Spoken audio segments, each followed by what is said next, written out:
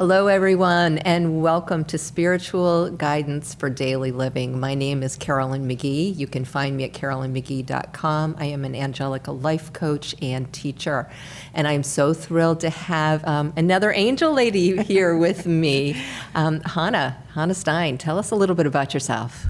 Well, thanks, Carolyn. Well, I'm a Reiki master. I do a lot of interesting things with crystals and with angels.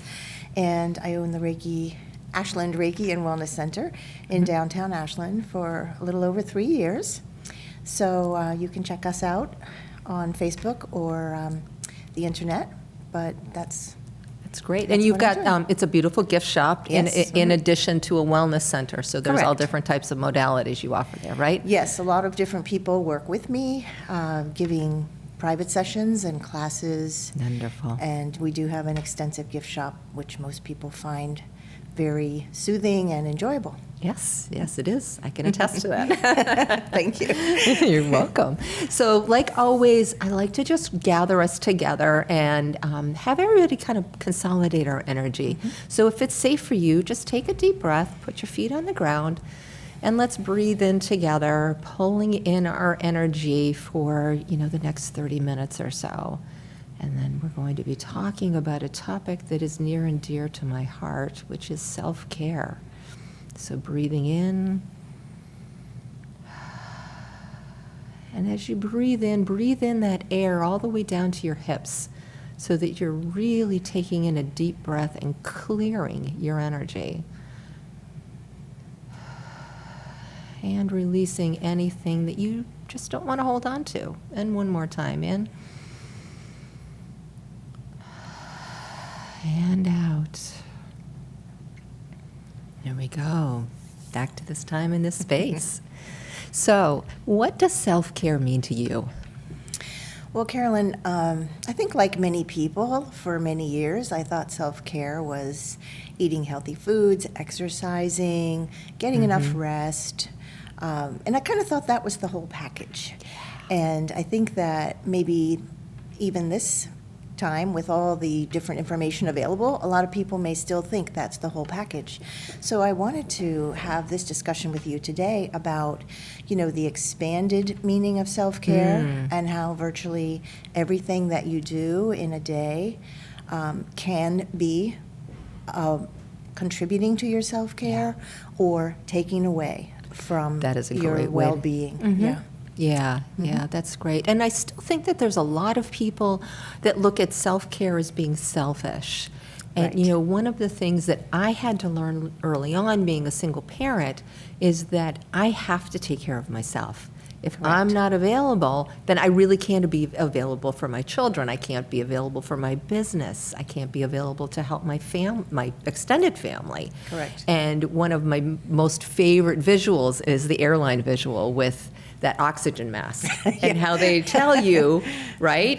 Put yours on first. Put yours on first, because Yeah. if you pass out, then you can't help the person sitting Correct. next to you. Correct. And it's a little bit of an extreme visual, I think, but sometimes it makes people a little bit more aware that it's really not selfish to take care of yourself. I mean, obviously you don't want to be doing it at somebody else's expense, but to take care of yourself, to nourish yourself, to all of these other things, it's so important.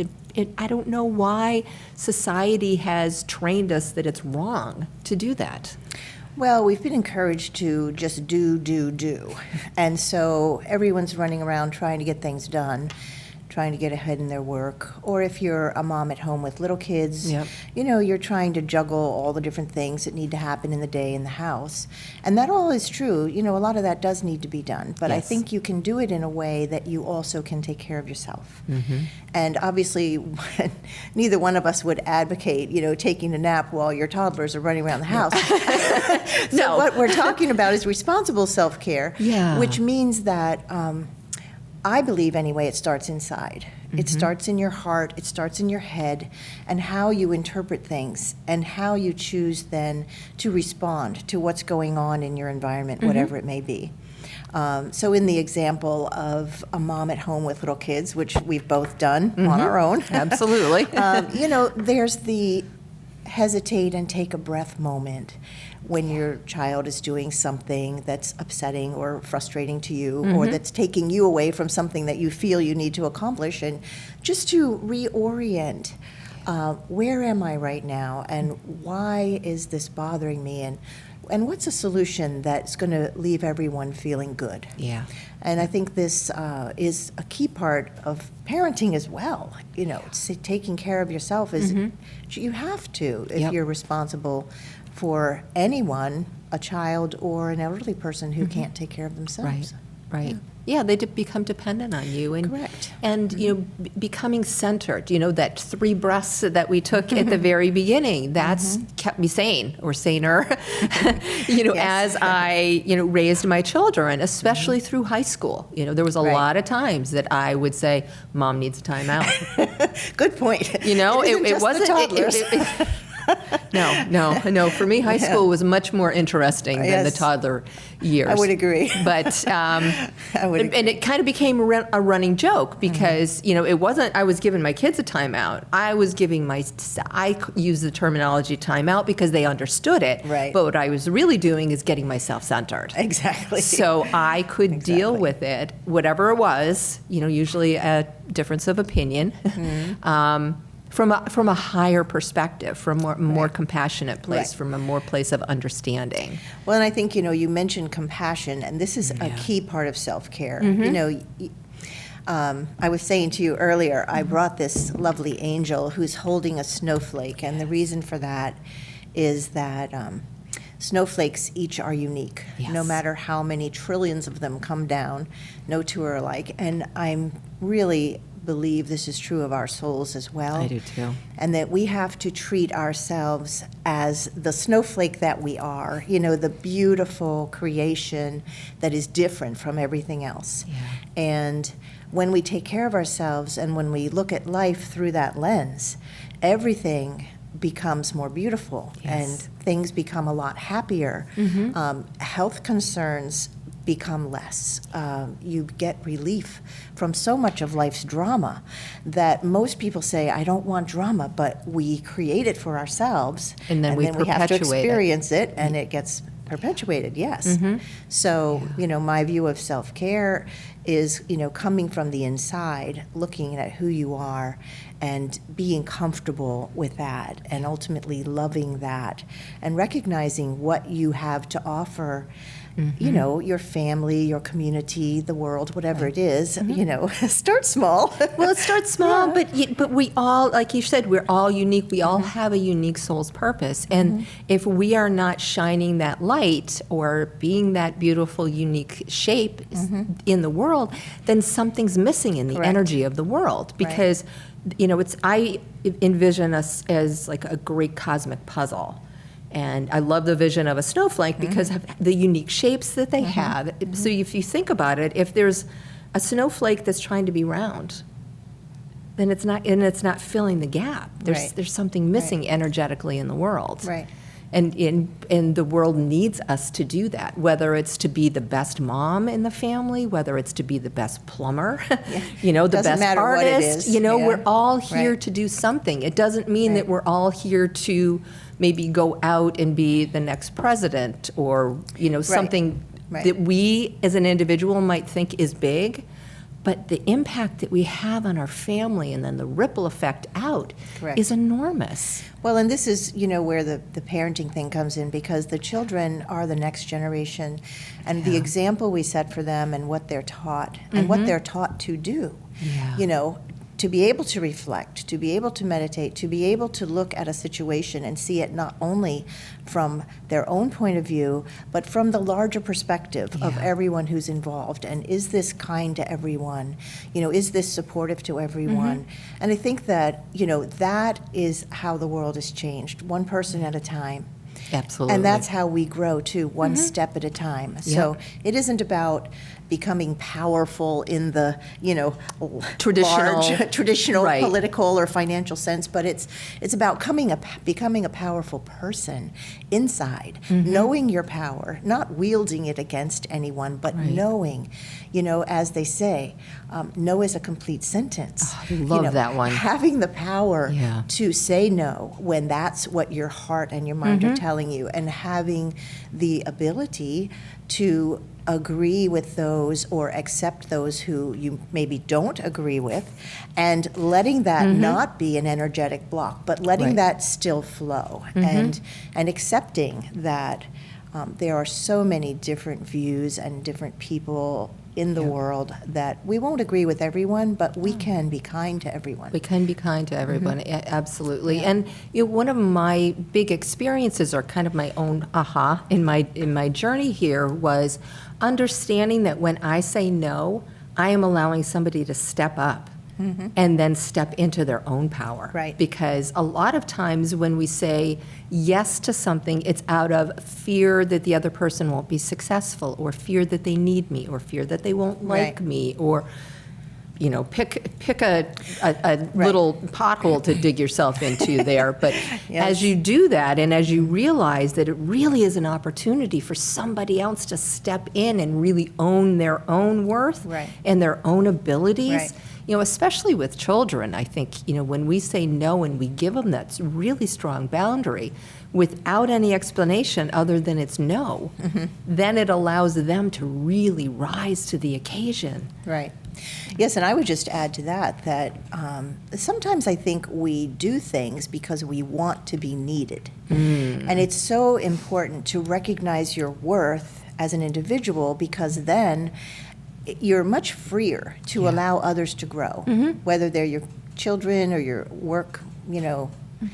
workmates or whoever it is, and wherever you are. I mean, these are always things that are going on in our lives. So anywhere we go, anytime we interchange with a person or view something happening, we have some thought about that.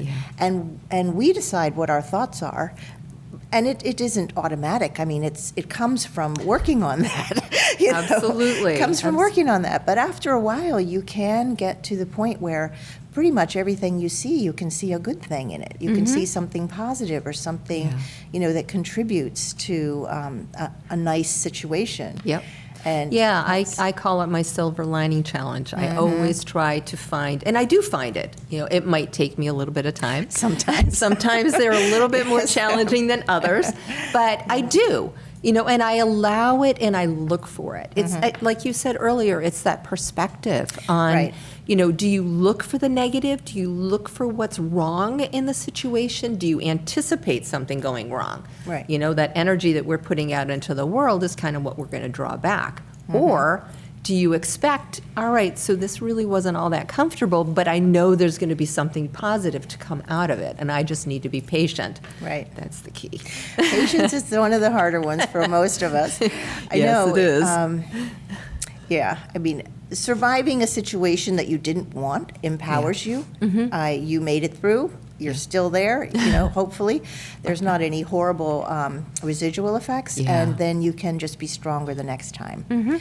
And that, I think, is part of the growing. But, the other thing about having a good perspective on things is that it leads you, your life becomes so much calmer and your health improves. I think a lot of people don't understand, or maybe don't believe that all that angst we carry when we go for the drama, or when we witness it and we're reactive instead of being able to choose our response.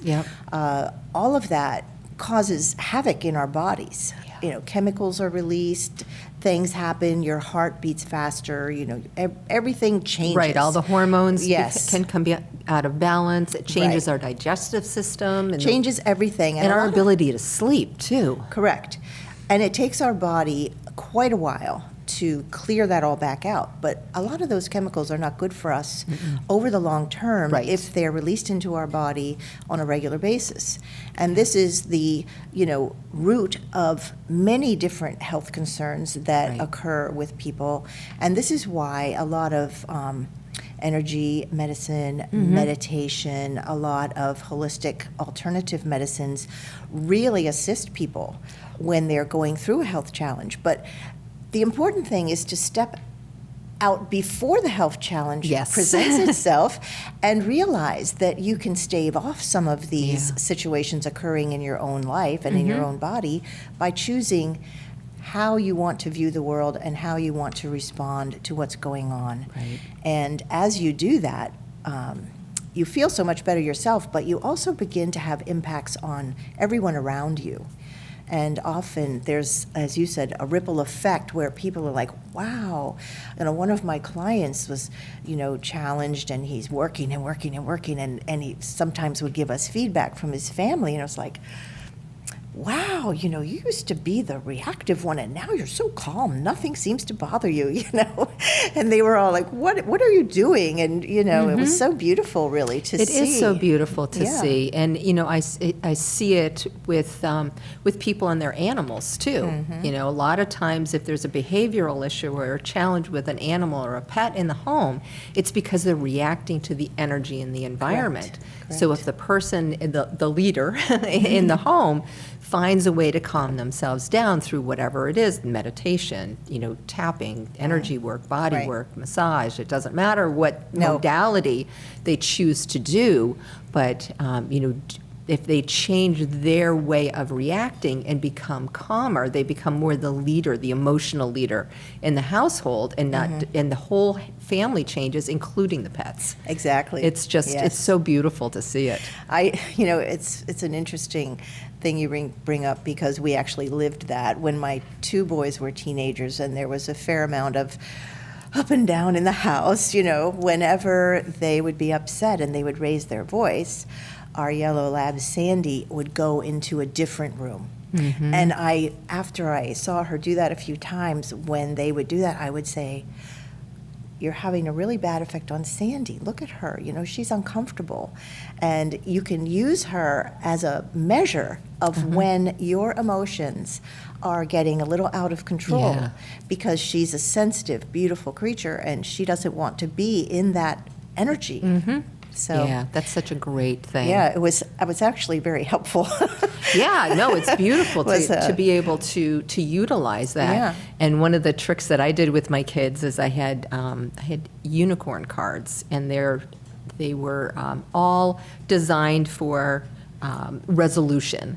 So anytime they were getting at each other and the tempo was starting to go up a little bit, I'd make them each pull a card. And of course, there's no such thing as coincidence. It was always the perfect resolution, and it Right. helped them see each other's perspective Right. from a way that wasn't mom telling them what to do, Right. because they have very different approaches to life. Right. And it was a calming, soothing way to de-escalate so that Right. then they could actually communicate. Right. And it's also teaching them a process to use, Yeah. because all through life you're going to have situations or events where you might be a little upset, or maybe a lot upset. And so that's part of being a human, but also part of being a human is trying to find a reasonable solution to those things, and not just, going crazy, and then still you have the problem. Right, And right. you have all Or the- getting it escalating to the Right. point where you can't reach that common ground Right. because either somebody is, like the dog, traumatized and has to leave Right. the room. Maybe Right. it's not, maybe trauma is too big a word, but Yeah. is Uncomfortable. uncomfortable to the Yes. point where they need to remove Right. themselves. Right. So, yeah, learning those skills and being able to interact, it just allows a much more graceful way of Right. interacting when you get up and you've got coworkers, or Right. you have a boss that you don't necessarily agree with, and Right. and that's all part of life, is having those Well, it is. experiences. Another expression I love is that peace begins at home. Yes. And I think, there's so much, especially right now, talk about, difficult places in the world and people disagreeing and aggressive responses to those disagreements. And I Yep. think that, bringing this back to the topic of self-care, to have peace in your home, you have to be dedicated to that inside. So first, you need to become a peaceful person Yeah. in terms of your thoughts and your actions, even. And there's infinite levels of this, you know. Oh, yeah. You can start from wherever you are, whether you think you're peaceful already or not. Maybe you recognize you're not peaceful, so that's where you start. Maybe you think you're very peaceful, but guess what? You know, if you really start looking at yourself and paying attention, you'll find times during the day where you might think an unkind thought. You might think something negative. You know, we're not trying to be perfect, but we are trying to be witnesses to who we really are. And in order to have peace in your home, people have to be working on that because it isn't necessarily a natural phenomena.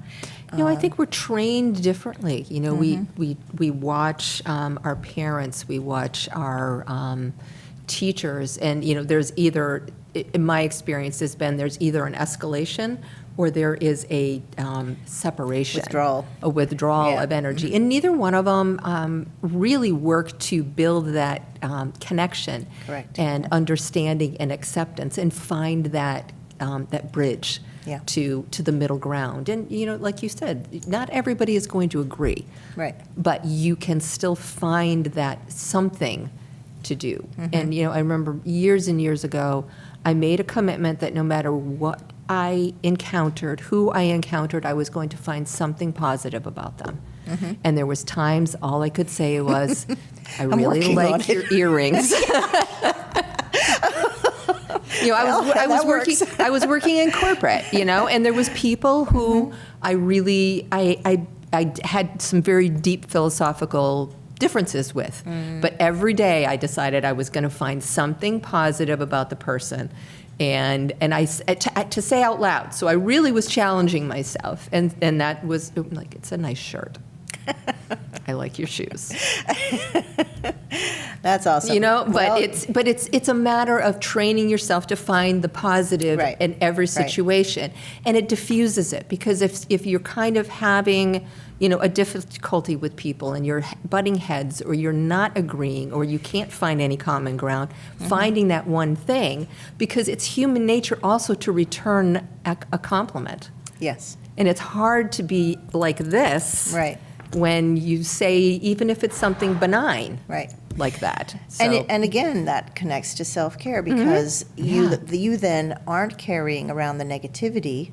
Most people, when you give them a compliment, smile and you know, send out some type of positive energy and perhaps say something nice to you in return, and that really leaves you in a nice place to move forward with whatever it is you're doing. It completely changed. It just shifted everything for me, and it started training me to find the good in every situation. Right. So, And it is possible to do that. Sometimes, as you said, it's very challenging. You know, the letter from the IRS, you're kind of like, But, you know, there are situations that just are what they are, and you're not going to change them by thinking positively about them, but you just need to take care of it. I mean, life is like that, right? We all have to do things we don't really want to do. We sometimes feel pressured or upset by it, but I think if you're living a compassionate life towards yourself, then you can deal with those situations as they come up without losing your focus, and you can continue to be compassionate to the others in your life, even if you're under a little bit of stress. And that's really important. I think it's really important. I think a lot of the discord in families, especially, but also in the world, is just not, you know, caring enough to really consider why or what the other person is saying or why they're saying it. And I know one time, many years ago when I was getting divorced, I said to my dad, you know, I was trying to understand all the turmoil in my marriage. And I said to my dad, you know, what do you do when you and Mom really disagree? And he looked at me with this kind of quizzical look and he said, nothing. And I said, well, what do you mean nothing? And he says, we don't do anything until we understand each other. And I mean, I was just like, wow, what a concept. That's amazing. You know, because my dad didn't really strike me as the super patient guy, but, you know, that was how they dealt with their disagreements. That's great. Yeah. And he said, you know, after a while, either it doesn't matter to one of us, or we understand better the other point of view, and we can, support that. I mean, it's just magical when you leave some time instead of reacting. Yeah. All the information you can gather and sort through as much as you want. Yep. And if you're willing to be honest with yourself and see what's true and not just what you want to see, which is pretty key. That's key, yes. Usually you will be able to recognize if, there's a better way to do something, or if what the other person is saying is really true and what you thought was true maybe isn't, and being able to let those things go is also a really big key to self-care. Not holding on to be right when you have realized that you're at least partially wrong and maybe totally wrong, and being able to just say that and not feel that you're losing anything, Right. because you're actually gaining. You're actually a stronger person. Yes, you're a stronger person. You're gaining knowledge by letting go of something that isn't true or that doesn't serve you. You're then bringing something in or making space for something that is true or might serve you better. So, to look at that, as you say, as an opportunity that, there's the positive. I'm wrong about this, and I really believed what I now know is wrong, but guess what? Now that's gone, and now I know what's true, or now I have room to bring in a new opinion or a new belief, and that's a beautiful growing process. It is. Yeah. So we are getting down towards the bottom here. So let's pull one card each Okay. and give a little message. So this card is called Epiphany. Joy through spiritual growth. Be a light to others and be centered. So that is beautiful. And, I do love the light that's in this card and the way that it shines out. And I think it's perfect for your snowflake analogy of really shining your own light and being unique and not hiding who you are at your core.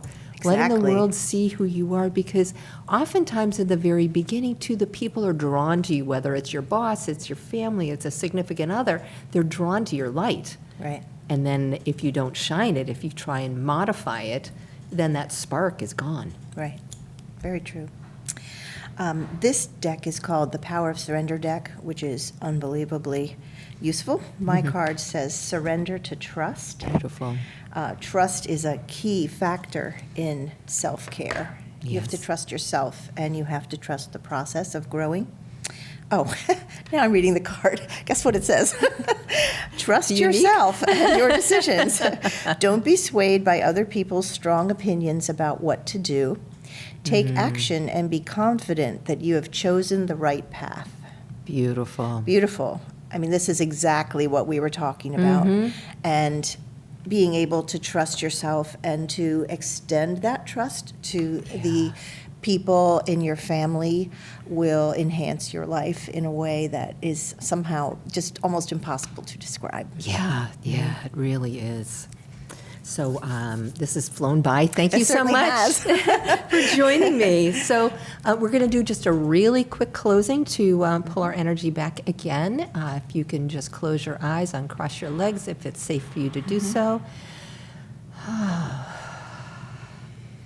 And just remember that bright light. Maybe you're going to see it as your own personal flame flickering in front of you.